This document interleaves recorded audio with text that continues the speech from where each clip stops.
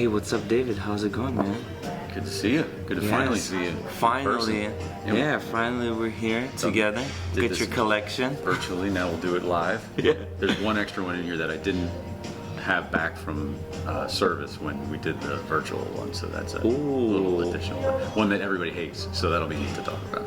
That's good. That's exciting. That's exciting. Let's start with what you got on the wrist. What do I got on that? So, yeah. So this is my only Rolex I have left, which is the Wimbledon dial on the Jubilee bracelet.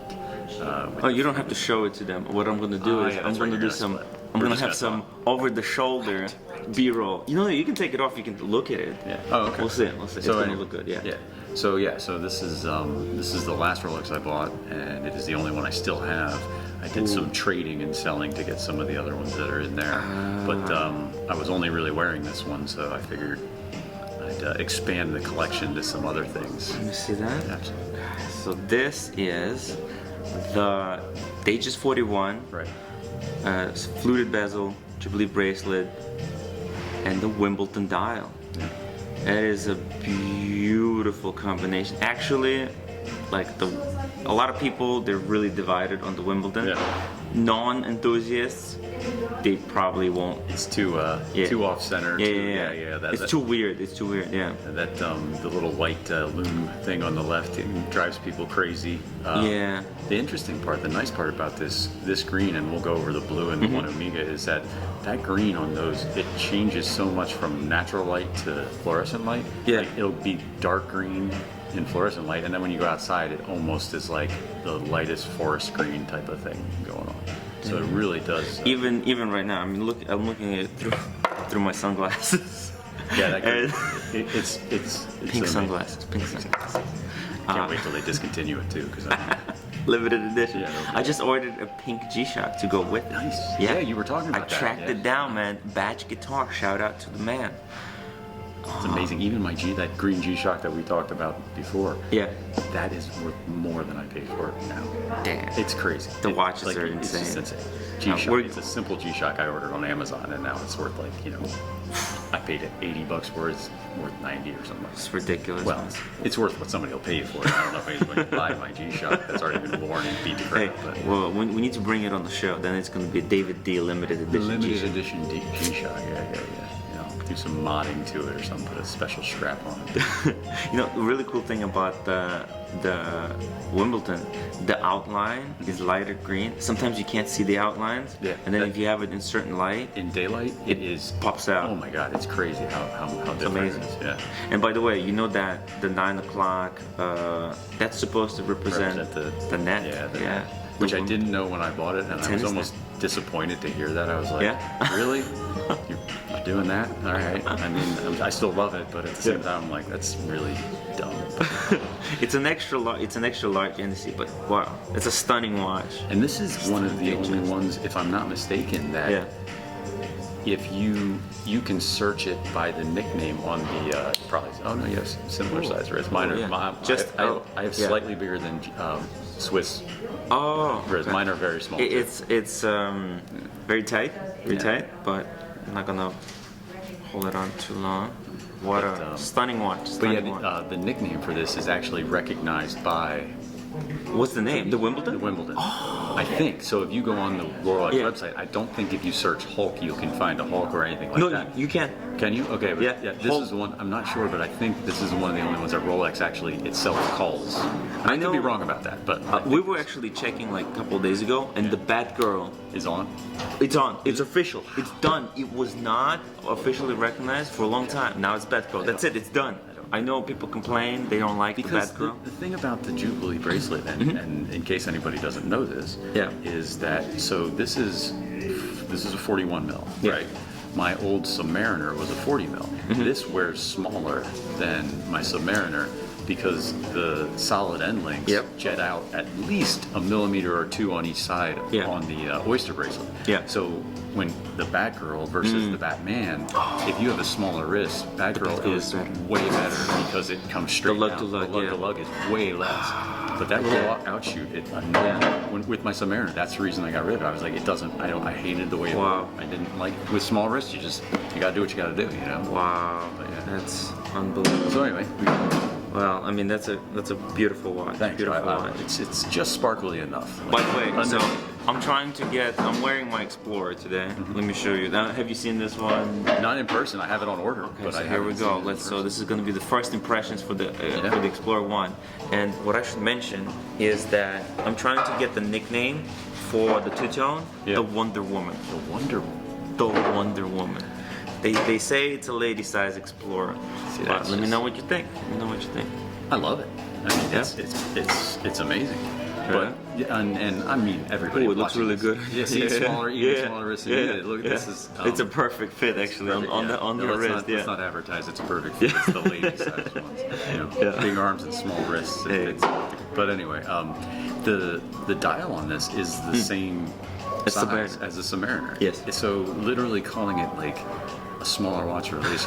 All they did was trim it down. It's the proportion. It's the proportions, and it's great. I mean, the fact that they can do that and make it, this is beautiful. I can't wait to get one.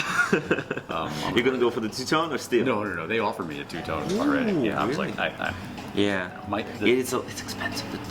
I didn't mind the price of it. It was more so. I went in to see it and I didn't like it. I do want a two-tone, but the two-tone that I'm going to get is a Zenith Chronomaster with rose gold and steel. That's my two-tone that I want. That's the two-tone. Cool. And I have them on the lookout for that, but on the pre-owned. So that's because that one takes a massive hit. That takes like a 40% hit, I think, after retail. Wow. So yeah, but I just love the Zenith stuff. Well, I figured I'll give this one away at 100,000 subscribers. It's a long time. Don't give it away. No, 100,000 at 100,000 subscribers. I'm gonna switch it. I'm gonna buy the two-tone. Okay. And I'm gonna give this one away. I mean, if you like the two-tone, then that's great. I fucking love the two-tone. Why not just? You should just put another one on order now, because by the time it comes in, you'll have 100,000. Oh no, I can probably get it, no problem. I'm pretty sure my AD will hook me up. The amount of money you spent on it. Yeah. It's not even that much money, but good relationship. It doesn't matter. You have and have proven you're not flipping. Like 5. And I'm not flipping it. I'm giving it away as a gift. Well, mine I'm giving. Yeah, my brother's gonna get the Explorer. I think I might. It depends. Yeah. It depends on how much I love it, because the goal was to get it and then let him buy it from me, because he has no purchase history. Gotcha. So, but now I think I want it. So we'll see. We'll see how that goes. Okay. All right, let's see what you got there in the box. Brought a few. For one night in New York, you need 4 watches, right? That's what this is all about. Yeah, that's how wristwatch collectors travel. So you tell me where do you want to start? Wow. I think let's start with the classic, with the Seamaster. The most basic one. Yeah. So this is my most recent purchase because with the lack of a Submariner in my collection, I wanted to, get a dive watch. And again, we just talked about the end links. This is a 42, fits better than my Submariner did at a 40, because the tape, the way it falls the way it falls is just different. So it's a bigger watch. Actually, the lug-to-lug is identical. Yeah, almost identical. And that one's. I love this. It's nice, right? Matte, because it's like, first of all, those round ones, they'll just fall off the table. Yeah. And here, when this lays out flat, this surface, you can just put your watch. Yeah. What an amazing thing. And if you want to change the strap, you got a perfect surface for to that. do it. Yeah, absolutely. What an amazing little thing. Okay, here we go. Ooh. The blue on that is the same as the green in here. Under fluorescent lights or in an office, it almost looks like, I almost don't like it. Yeah. The blue almost becomes like I don't know, it doesn't pop as much, and then you go out in the sun and it's like, oh, there's the blue. There's the blue that you bought.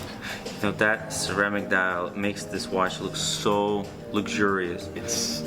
They've really done a good job with that laser, however they do the etching. That's a hot button thing. Some people hate that wave, but I think the problem is that we don't know how that's going to age, and I don't mean like age, how ceramic will age, but how that look will age. Will this ceramic look be okay in 10 years? Because we know that Submariners from long ago, they still look good. Yeah. But we don't know how people will whether they will appreciate ceramic in 10, 20, 50 years from now.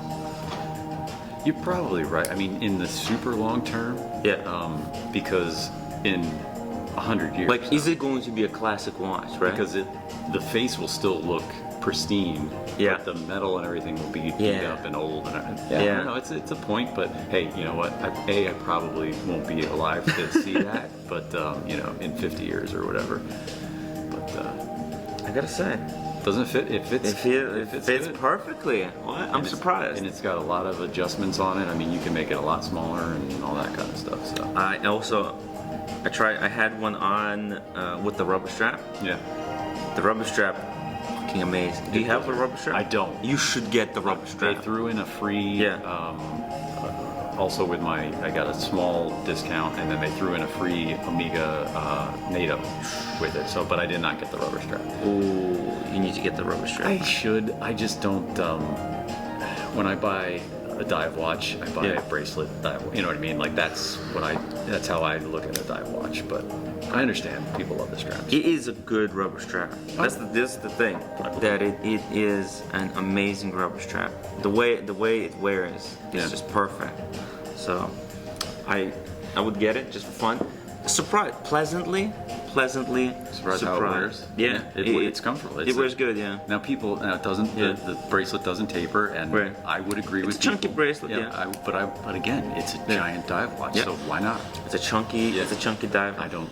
And it's a luxurious looking watch. Here's the thing. The difference between, and the reason I was okay with getting this one as opposed to the Submariner. The Submariner checks all the boxes. Right. So if you are a one watch person, Submariner, good. Yeah. But done. If you have this, if you have this, if you have this, if you have this, having the big chunky Omega, it's fine. It works. It works. When I'm in the mood for variety. It checks that box, and that's all I needed to. All right. Very good. Next. All right. Let's do the Cartier. Yeah. This is the one that. The Roadster Chronograph, right?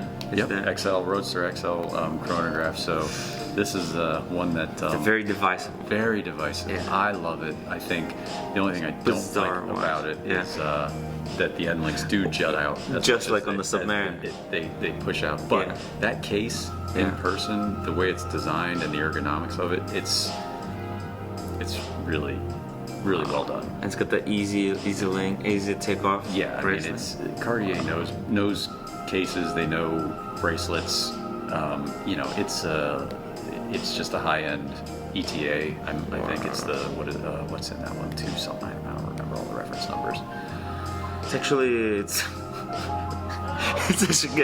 really beautiful watch. It's in person. No, that's going to be way too small for you because there's no adjustments on it. So only button maybe one. Just one side. Well, maybe I get the other one closed. I don't know. I think I got it. But it's I mean, a little the tight. taper, but the case design in person. It is nice. It's like a vintage car. It's like one of those cars with fins. Yeah, that's how they designed it. Everything about it is designed from a car's standpoint. Like that is supposed to be like a 57 headlight or something like that. Yeah. Oh, it even goes through on the back. Mm-hmm. Wow. There's a lot of attention to detail in this case. And I think this one for good summer watch, it's a little bit dressier maybe than the very dressy. Yeah, so it's a little more so like if you I don't know, nice daytime event or something like that. And the white, white dial watch. What do you want to say? It's beautiful.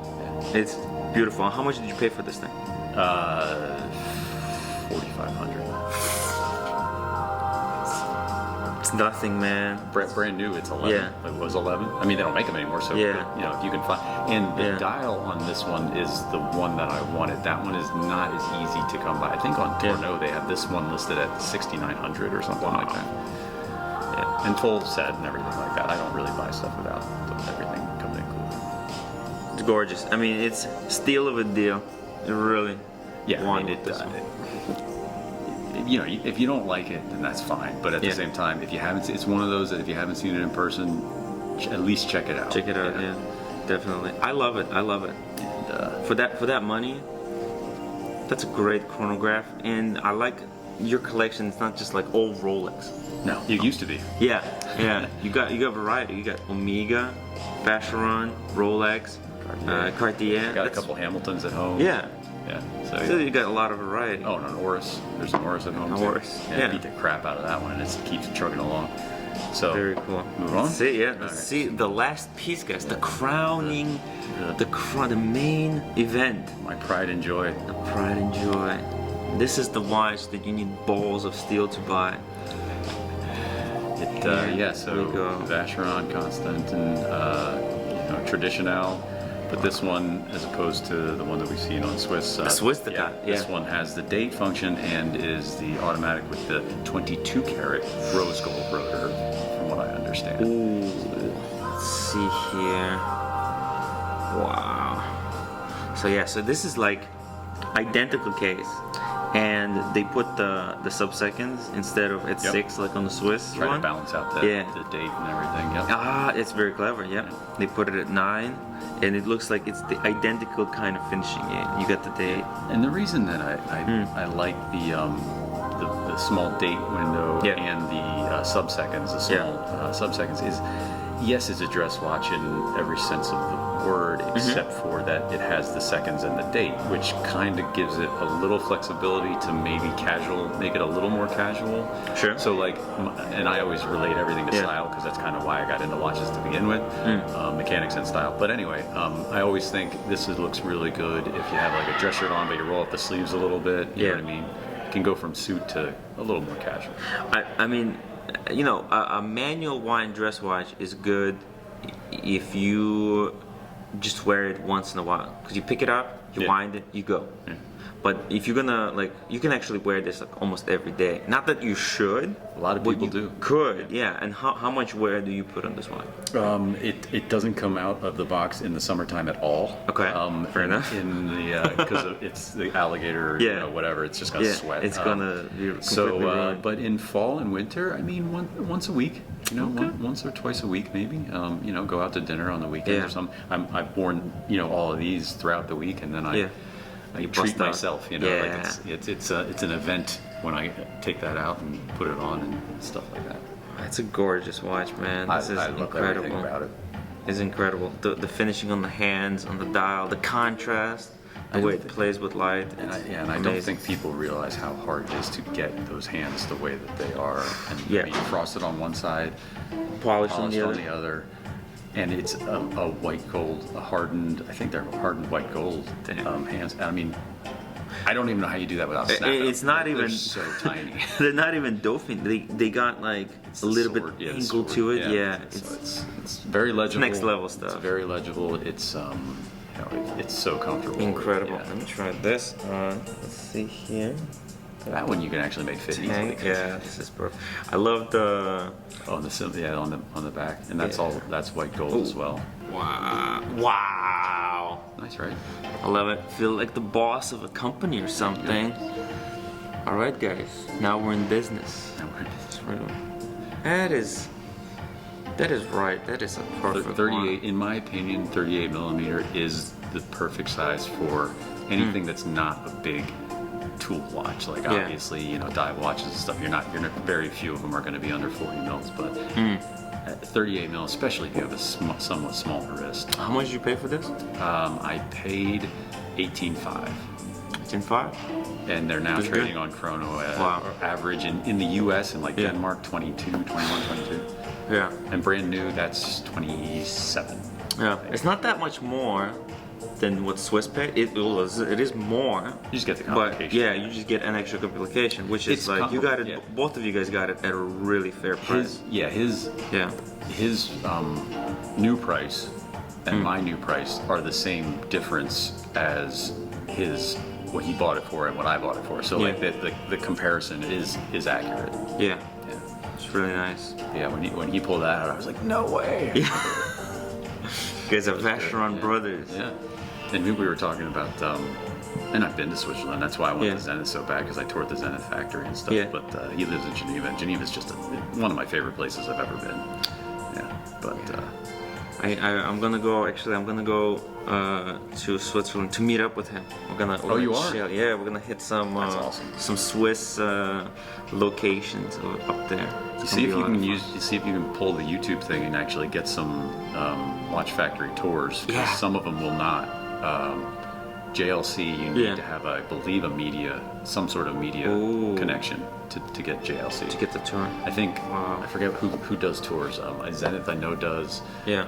I think Cartier might, but I don't remember. But JLC is one of those that you can get in, but I think you need to get some kind of permission or something like that. I know, because I know he who shouldn't be named, TGV or TGV? whatever, he went to there and they let him tour the JLC. Wow. And so on and so forth. But but if you can't get anywhere else, the Zenith one is very neat. It is in it's this old town, and it's the original building, and they take you up in the attic and they show you all the original stamps. It's really cool. I'm working on it. I'm working to improve my media presence And it's like a $40 tour or something like that. It's nothing expensive. So anyway, YouTube is not easy, man.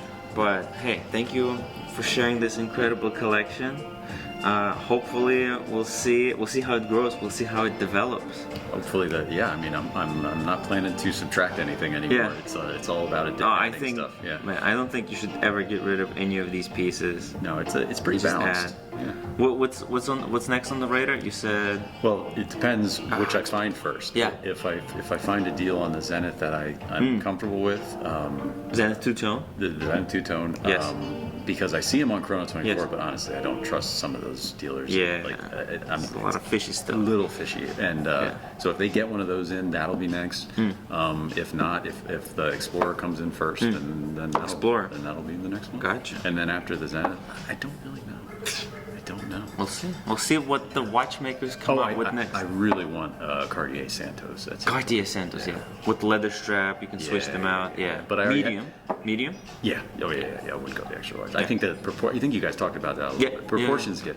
It's not good. Ridiculous. Yeah. But for now, since I already have a Cartier, we'll get the. We need to add a Zenith, and then we'll go. You know what would be nice? One of those Cartier with the skeleton dial. Oh, that's expensive, but but that looks amazing. Yeah, they do a really good job with that skeletonized dial. But you can't. I mean, again though, your money's safe if you can get one at retail. The resale on those it's can't beat it. Yeah, it's high. Well, all right, David. Thank you for sharing this amazing collection. And guys, if you liked the video, make sure that you like, comment, subscribe, and come to New York. Come to see me. Yeah. Let's do a video with you guys. I don't bite, right? No, he's been it was a little awkward at first. There may have been some advances or some things that I was uncomfortable with, but we got through that. Big sunglasses. He came in, he wanted to come into my room really bad. I didn't know. Yeah.